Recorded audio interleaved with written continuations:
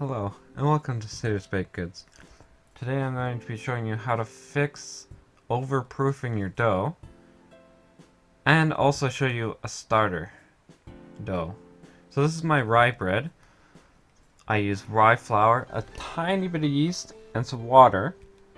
And then I'm going to just mix it up and leave that for minimum 2 hours. I prefer to leave it for a full day, but 2 hours is bare minimum if you want to do this quickly. So what you're going to do is put your starter, which was get soft by now. This is only after 2 hours. If it's been a full day, it'll be very, very soft. With the starter, you're gonna mix your bread flour, some extra yeast,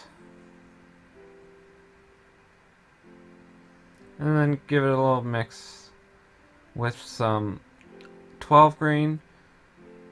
You can put 8 grain or whatever you want, even just rye berries, but I like the 12 grain. It's nice. So just give it a little bit of a mix. Just like with our straight dough method, we're going to measure out our salt and dissolve it in water, but first we're going to measure out our water.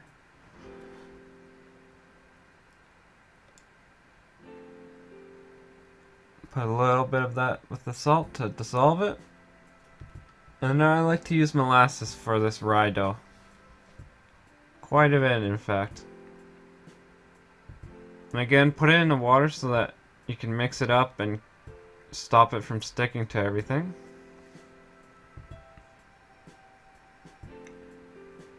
There we go. Nice and mixed up. Mix up the salt as well. There we go.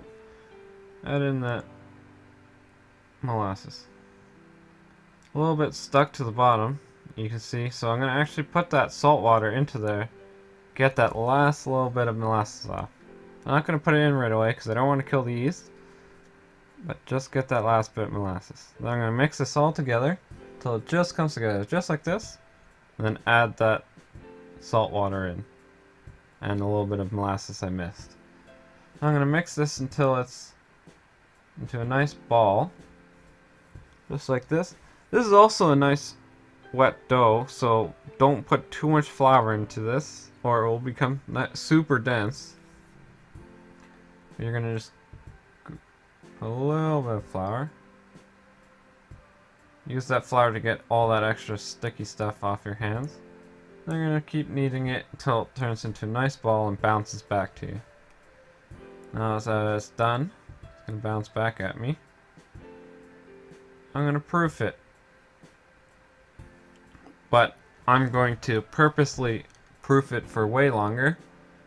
Normally you'd only proof for an hour or so, but I'm going to proof it for a full day.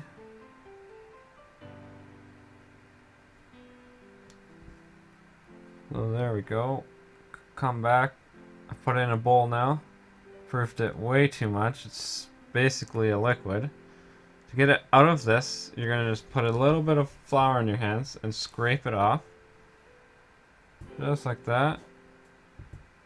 Make sure you get all that off the walls and then just knead it again.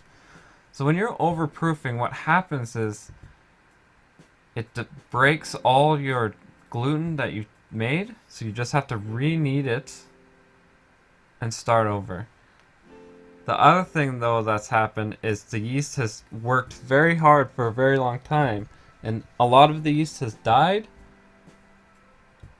So what that means is it won't rise as much in the end. So that sucks, but it's all you can do. Now I like to cut my signature onto this. When you use a razor like this, don't hesitate. You need to just go at it. If you hesitate, you're going to not cut it properly. So after I cut it, I'm going to put it into this nice 12 grain. Quickly get it out. Just to get a nice beautiful top. Then I'm going to form it closer into a ball. And then let it proof. Again. There we go. Now that's proofed out a bit more. I messed up on this recipe. I should have put this in for 425 Fahrenheit for 30 minutes. But that's okay. Now I'm going to just put this in. Just like that. So this isn't going to affect the taste or anything, but when you overproof it, because some of the yeast is dead, and because you've kind of ruined your gluten for a bit, the looks are going to be a bit off.